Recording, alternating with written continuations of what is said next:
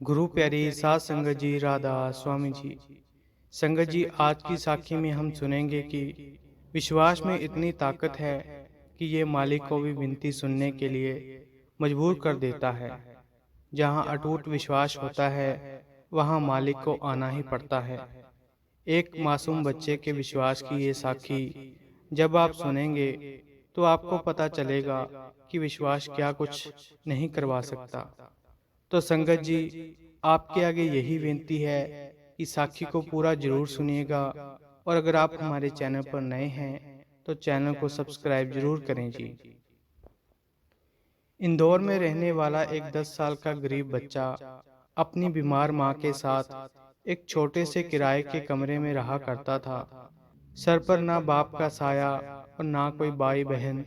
एक माँ है जो पिछले कई दिनों से गंभीर बीमारी से पीड़ित है, और माँ ने 15 साल पहले बाबा जी से नामदान लिया था और हमेशा बाबा जी के हुक्म में रहती थी। जब भी मौका मिलता तो सत्संग घर में जाकर सेवा भी करती थी। लेकिन पिछले कई दिनों से माँ की तबीयत बहुत खराब चल रही थी। आस पड़ोस के लोगों ने मिलकर डॉक्टर को दिखाया तो डॉक्टर ने कहा कि इनका लंबा इलाज चलेगा, और अगर मैं अपनी फीस इनसे ना भी लूं तो भी दवाई का खर्चा बहुत हो जाएगा। लगभग 50,000 रुपए का खर्चा आएगा। इंदौर की एक बस्ती में रहने वाले ये माँ और बेटा 50,000 की रकम कैसे जुटा सकते थे। जब माँ ठीक थी तो थोड़ी बहुत मजदूरी करके अपना और अपने बच्चे का पेट पाल रही थी, लेकिन अब खुद ही बिस्तर पर पड़ गई थी। अब घर के हालात ये हो गए थे कि एक वक्त का खाना भी बड़ी मुश्किल से मिल पाता था। लेकिन उसके 10 साल के बच्चे ने हिम्मत नहीं हारी, और वो एक सरकारी स्कूल में पढ़ाई करता था। तो वो रोज स्कूल से आने के बाद घर से निकलता और मजदूरी करके खाने लायक पैसे कमा कर ले आता था, जिससे कि माँ और बेटा रात का खाना खा लेते थे। लेकिन बच्चे को यह भी चिंता थी कि अगर माँ का इलाज ना करवाया तो कुछ भी हो सकता है। अब 10 साल के बच्चे के ऊपर इतनी बड़ी जिम्मेदारी आ चुकी थी। बच्चा अक्सर अपनी माँ को भजन सिमरन करते हुए देखता था, और एक दिन बच्चे ने अपनी माँ से पूछा कि माँ, आप बीमारी के हालत में भी भजन सिमरन क्यों करती हो? तो माँ ने समझाया कि बेटा, मैंने अपने गुरु को वादा किया था कि जब तक मेरे जिस्म में जान है तब तक मैं आपके हुक्म की पालना करूंगी, इसलिए मैं भजन सिमरन करती हूँ। तो बच्चा पूछने लगा कि हमारे गुरु कौन हैं? तो माँ ने बाबा जी की फोटो की तरफ इशारा करते हुए कहा कि ये हैं हमारे गुरु।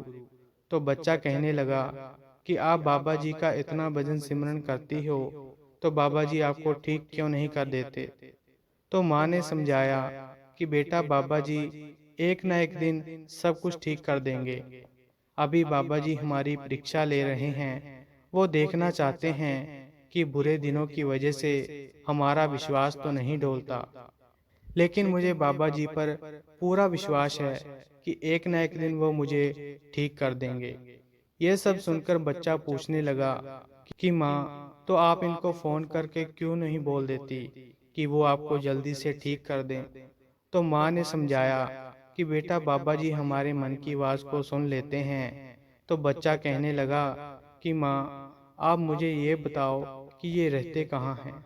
मैं इनको चिट्ठी लिखूंगा और ये मेरी चिट्ठी का जवाब जरूर देंगे।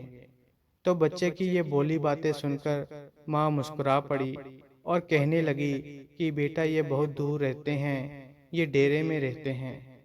अभी माँ और बच्चे की बातें चल ही रही थी कि बच्चे के दोस्तों ने उसको बाहर से आवाज़ लगा दी, और वो बच्चों के साथ खेलने चला गया।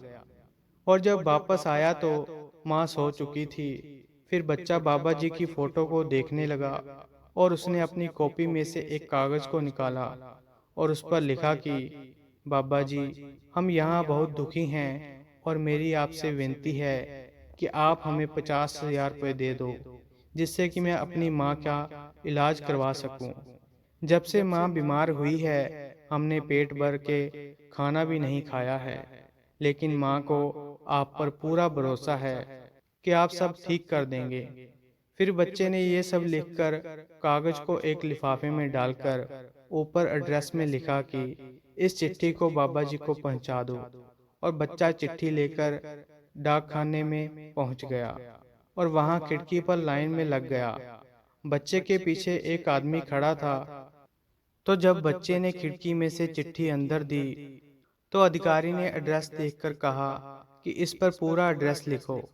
ये सब कुछ बच्चे के पीछे खड़ा आदमी देख रहा था। तो उसने बच्चे को कहा कि बेटा कहाँ भेजनी है ये चिट्ठी। तो बच्चा कहने लगा कि हमारे गुरुजी के पास। तो उस आदमी ने पूछा लेकिन इस पर तो एड्रेस पूरा नहीं है।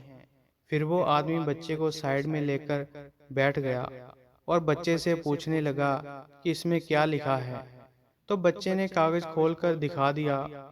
जब उस आदमी ने ये सब पढ़ा तो उसकी आंखों से आंसू आ गए और उसने बच्चे की नज़र से बचकर उस चिट्ठी पर अपने घर का एड्रेस लिख दिया और कहा कि जब ये चिट्ठी आपके गुरु को मिलेगी तो वो आपको पैसे कैसे भेजेंगे, आपने अपने घर का एड्रेस तो लिखा ही नहीं है।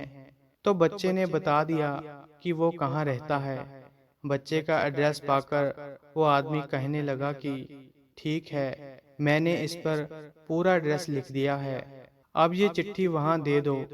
तो बच्चे ने वो चिट्ठी खिड़की से अंदर दे दी और बच्चा वहाँ से चला गया।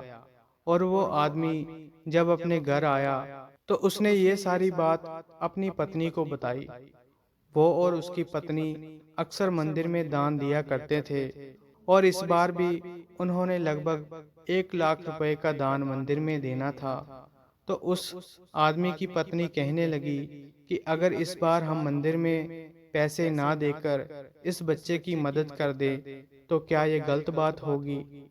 तो वो आदमी कहने लगा कि तुमने तो मेरे मुंह की बात छीन ली। मैंने बच्चे से उसका एड्रेस पूछ लिया था। 2 दिन के बाद मैं उसके घर जाऊंगा और ये पैसे उन्हें दे आऊंगा। ये सुनकर उसकी पत्नी भी खुश हो गई। और इधर बच्चा जब घर पहुंचा तो जाकर अपनी माँ से कहने लगा कि माँ तू चिंता ना कर, मैं 50,000 रुपए का इंतजाम कर आया हूँ, 3-4 दिन में पैसे आ जाएंगे।